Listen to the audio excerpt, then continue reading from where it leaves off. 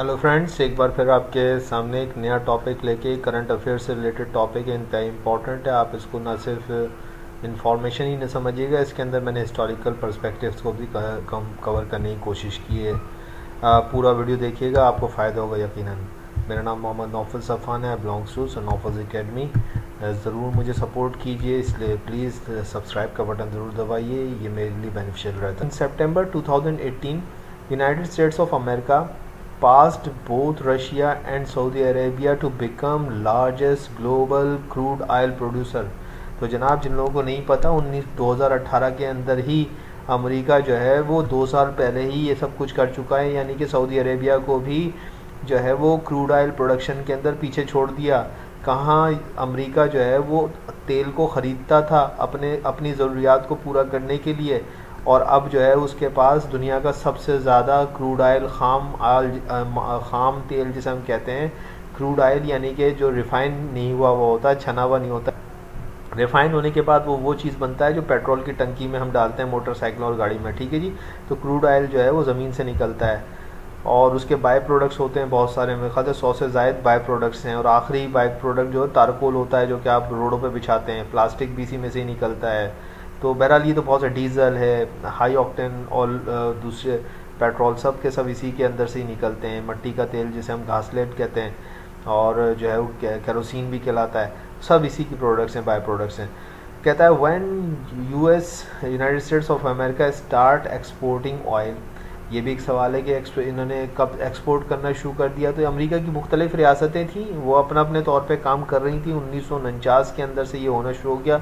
Government के record कहते हैं कि ये 1949 से हो रहा है, लेकिन इसका ये मकसद नहीं है कि वो कोई एक्सपोर्टर था, बल्कि वो एक पार्शली हो रहा था। बहरहाल उसकी अपनी ज़रूरियात इतनी ज़्यादा थी, इसी से अंदाज़ा लगाने कि दुनिया का सबसे ज़्यादा बड़ा ऑयल कंज्यूमर था, उसके अपने मुल्क के अंदर ऑयल की ज़रूरियात बहुत ज़्यादा थी। That is why USA was previously not significantly oil exporter. वो कोई नुमायाँ ऑयल एक्सपोर्टर नहीं था पिछले दहाइयों के अंदर। अगर आप 50, 60, 70 के अंदर देखें। एक सवाल और भी मैं यहाँ पर रिलेटेड आपको बताता चलूँ कि प्राइस कंट्रोल कौन करता है दुनिया के अंदर। जो प्राइसिंग आती है वो ओपेक करती है। ओपेक जो है दरअसल ये एक बहुत बड़ा गठजोड़ है, ये 14 ममालिक का गठजोड़ है, और इसके अंदर जो है वो ज़्यादातर मेन जो ऑयल प्रोड्यूसिंग कंट्रीज़ हैं, जिसमें सऊदी अरेबिया जो कि ऑयल एक्सपोर्ट करता है, दुनिया का सबसे ज़्यादा ऑयल बड़ा एक्सपोर्टर अभी भी सऊदी अरेबिया है। उसके बाद जो मेरे ख्याल से इराक़ है, और फिर UAE, कुल मिला के UAE सारे के सारे बड़े जो ऑयल एक्सपोर्टर्स हैं वो इस ऑर्गेनाइजेशन का हिस्सा हैं, और ये मिल के तय करते हैं कि ऑयल की प्राइस क्या होगी, ठीक है जी। इसलिए इसकी बहुत इंपॉर्टेंस है।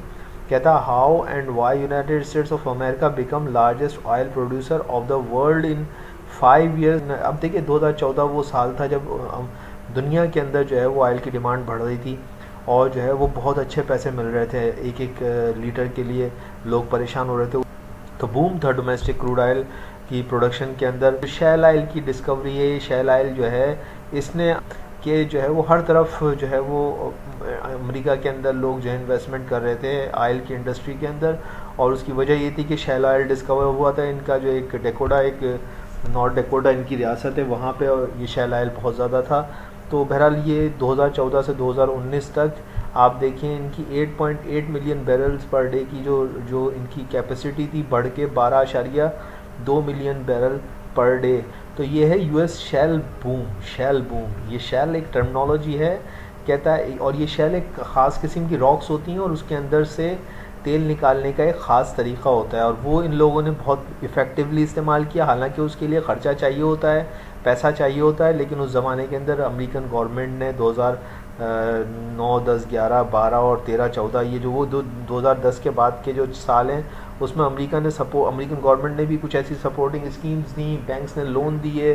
दुनिया भर में ऑयल की डिमांड बढ़ रही थी, पैसे अच्छे मिल रहे थे हर बैरल के लिए। तो जो है वो उस वजह से जो है वो अमेरिका के अंदर एक ऑयल इंडस्ट्री के अंदर बूम आया, और शैल ऑयल जो है वो एक तो उसकी डिस्कवरी और ख़ास तौर पे कुछ रियासतों के अंदर जो है निकल आया, तो वहाँ पे प्रोडक्शन इसकी बढ़ती चली गई। जैसे मैंने आपको बताया नॉर्थ डेकोटा एक ये रियासत, याद रखिएगा, जहाँ पे कि ये ज़्यादा जो है इसका रेवोल्यूशन आया। ये तकरीबन $30-35 से $90 पर बैरल पे चली गई जो प्राइस थी इसने जो है वो यानी कि एक चीज़ 30 रुपये की थी मिसाल के तौर पे 90 रुपये की हो गई, उसकी डिमांड आप देखिए कितनी ज़्यादा हो रही है, ये तो डॉलर्स की बात हो रही है, तो आप समझ सकते हैं। तो ये इस चीज़ ने जो है ना इन्वेस्टमेंट इस कारोबार के अंदर और लेके आया। सेकंड वो कहता है ज़बरदस्त किस्म के लो इंटरेस्ट कम सूदों के ऊपर कर्जे मिले, इन्वेस्टर मार्केट में आए।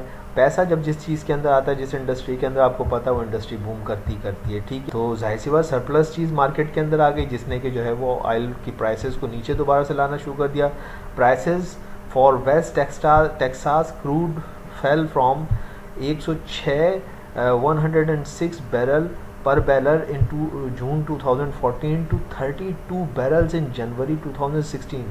ये हुआ 106, जो 2014 में मैंने आपको बताया था कि $106 पे पहुंच चुकी थी एक बैरल की कीमत, वो गिरते गिरते $32 पे आ गई जनवरी के अंदर 2016 में, ठीक है जी। और ये क्यों हो रहा है? ये वो शेल ऑयल बूम जो हुआ, जो शेल ऑयल इंडस्ट्री अमेरिका के अंदर बूम कर रही है, ये उसका भी वो है। और जाहिर सी बात जब वो अमेरिका के अंदर प्रोडक्शन ज़्यादा हो रही है तो जो ओपेक कंट्रीज़ हैं वो उसको बैलेंस करने के लिए वो भी प्रोडक्शन बढ़ा रहे हैं। तीसरी तरफ रशिया जो है वो एक और बहुत बड़ा जो है वो सप्लायर है यूरोप को, वो अपनी सप्लाइयाँ बढ़ा रहा है, वो अपनी प्रोडक्शन बढ़ा रहा है। तो ओवरऑल ये हुआ कि एक रिसेशन जो है वो दुनिया ने ऑब्जर्व किया। To maintain the market share OPEC also kept pumping oil, normally it would cut production as oil prices fell, लेकिन चूंकि मार्केट का मुकाबला करना था तो ओपेक भी जो है वो खूब ऑयल को जो है वो डालता रहा मार्केट के अंदर। हालांकि होना ये चाहिए था कि जो है वो ऑयल प्रोडक्शन के अंदर कट होना चाहिए था। सब लोग, सारे ममालिक जो ऑयल बनाते थे, ऑयल प्रोड्यूस करते थे, उन्हें चाहिए था कि ऑयल को की प्रोडक्शन को कम करें ताकि प्राइस जो है वो नीचे गिरने से बचे, लेकिन ये हुआ नहीं।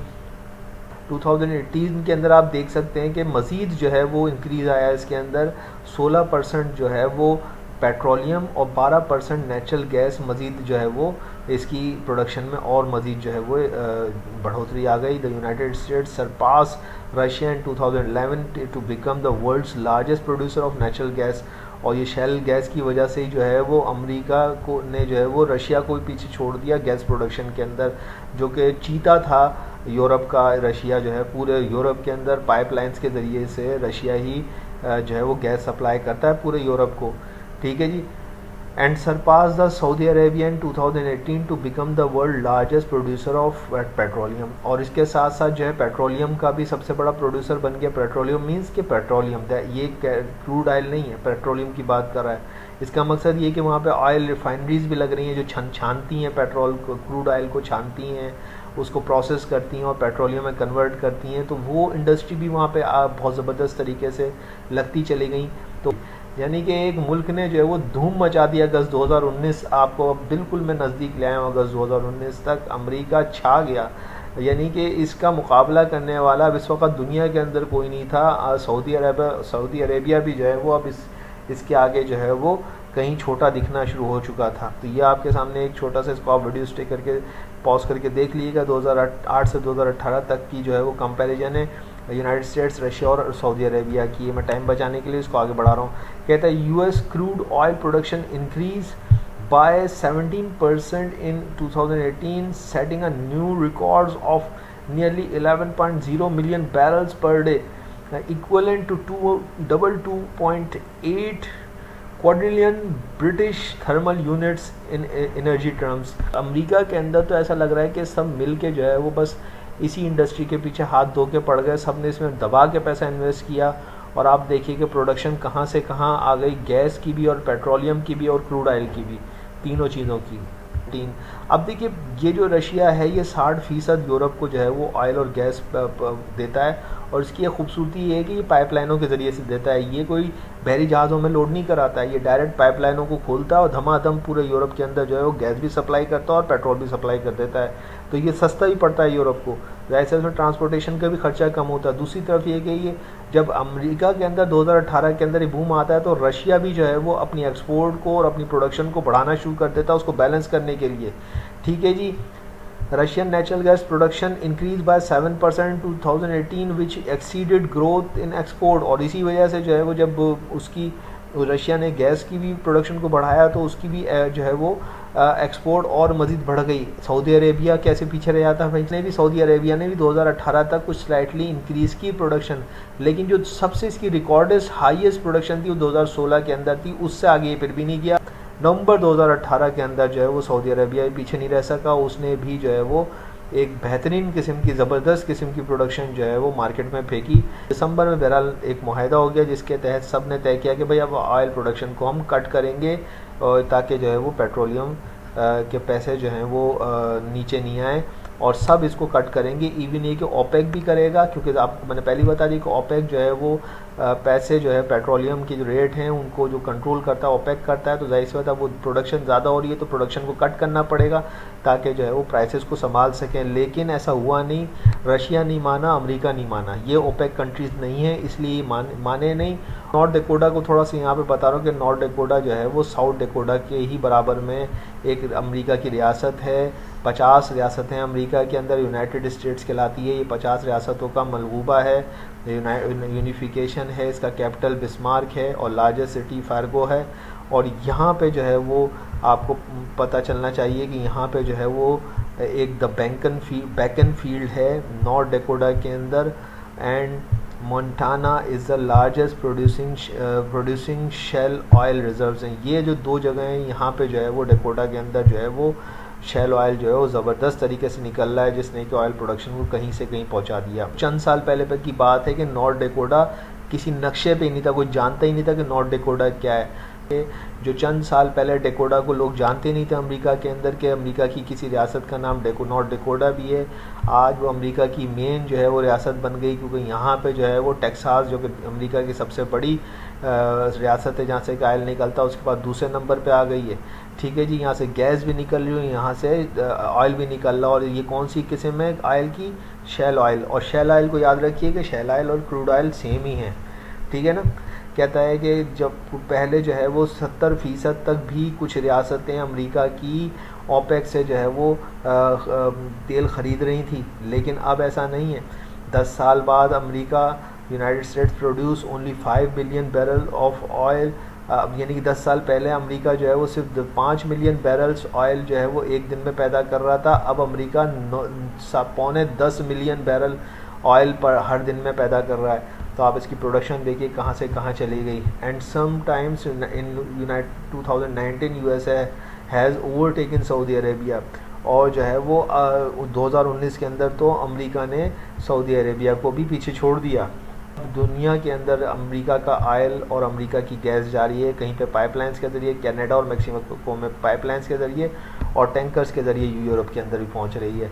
It's a tremendous to think that USA gone from potentially being a big natural gas importer and even more of an oil importer to being world's largest producer of petroleum and natural gas। कहाँ America अपनी ज़रूरियात के लिए import करता था तेल को, और आज वो दुनिया का सबसे बड़ा तेल और गैस का प्रोड्यूसर बन चुका है।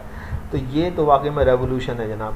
कहता है कि ये फिर इसके अंदर आप देख लीजिएगा कि ये टेक्सास का मैंने कुछ दिखाया कि कहाँ पे, ये देखिए ये है नॉर्थ डकोटा, ठीक है जी। नॉर्थ डकोटा कहाँ पे? यहाँ पे निकल रहा है इस वक्त तेल, और टेक्सास को तो आप जानते हैं ये रहा, और इसके अलावा कैलिफोर्निया के अंदर भी निकल रहा है। तो ये सारा का सारा मैंने इसमें बताया, स्टिल करके देख लीजिएगा, ठीक है जी। ये भी आप स्टिल करके देखिएगा। हाँ, ये अब देखिएगा कि top exporters of refined oil in the world as 2018 में 2018 का डेटा कुछ मुझे मिला, तो मैंने यहाँ दिखाने की कोशिश की कि रिफाइंड ऑयल एक्सपोर्टर्स, यानी कि जो ऑयल रिफाइन होने के बाद होता है तो वो सबसे ऊपर कौन है? यूनाइटेड स्टेट्स ऑफ अमेरिका, सबसे ऊपर रशिया, उसके नीचे नीदरलैंड और सिंगापुर, 4 टॉप के ममालिक हैं जो कि रिफाइंड ऑयल के अंदर एक्सपोर्टर्स हैं। और top exporters of crude oil दुनिया के अंदर, क्रूड ऑयल यानी कि अभी ये रिफाइन नहीं हुआ हुआ है, खाली खाम तेल है, वो सऊदी अरेबिया सबसे ज़्यादा बेचता है, उसके बाद रशिया बेचता है, और उसके अलावा इराक़ है और कनाडा। ये 4 जो हैं वो नॉन रिफाइंड ऑयल यानी कि क्रूड ऑयल भी जो है वो बेचते हैं, ठीक है जी। सो आई होप कि आपकी समझ में आ गया है कि हुआ क्या आएगा। अगर पसंद आया हो तो लाइक कर दीजिएगा, सब्सक्राइब कर दीजिएगा, और जो है वो बेल आइकन को दबा दिएगा। Thank you.